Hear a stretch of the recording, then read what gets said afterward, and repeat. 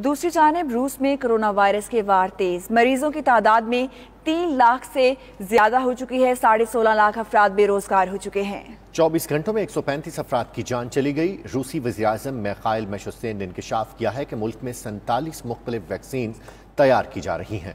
मजीद बता रहे हैं मॉस्को से नुमाइंदा शाहिद घुम्मन। शाहिद घुम्मन, बताइएगा, 47 नई वैक्सीन तैयार की जा रही हैं। जी बिल्कुल, रूस में कोरोना वायरस के मरीजों की तादाद 3 लाख से तजावज़ कर चुकी है। इस तरह रूस में गुज़श्ता 24 घंटों के दौरान कोरोना वायरस से 135 अफराद हलाक, जबकि 8,764 अफराद इससे मुतासर हुए हैं।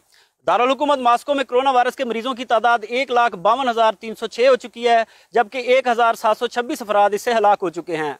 इस तरह रूस भर में मुतासरा मरीजों की तादाद 3,08,705, जबकि मरने वालों की कुल तादाद 2,972 हो चुकी है। रूसी वज़ीर-ए-आज़म मिखाइल मिशुस्तिन ने कहा है कि रूस में इस वक्त कोरोना वायरस की 47 वैक्सीन तैयार की जा रही हैं। इसके अलावा रूस के 17 रीजन में पाबंदियां खत्म करने के इकदाम भी कर लिए गए हैं। यहाँ पर मैं ये भी बताता चलूँ कि रूस में कोरोना वायरस की वजह से बेरोजगारों की तादाद 16.5 लाख से तजावज़ कर चुकी है। रूस में पिछले 2 रोज से कोरोना वायरस के मरीजों की तादाद में कुछ कमी देखने में आई है, जबकि शरह मौत बढ़ती नजर आ रही है। मॉस्को के मेयर सरगई सोबियानी ने कहा है कि मॉस्को में कोरोना वायरस की अमवात की शरह अप्रैल के मुकाबले में मई में ज्यादा होगी। चेचनिया में ईद उल फितर के मौके पर हर किस्म की नकलो हरकत पर पाबंदी लगा दी गई है। दूसरी जानब क्रास्नोयार्स्क रीजन में हेयर ड्रेसिंग सैलून 25 मई से खोल दिए जाएंगे। जी शाहिद घुम्मन, आपका बहुत शुक्रिया।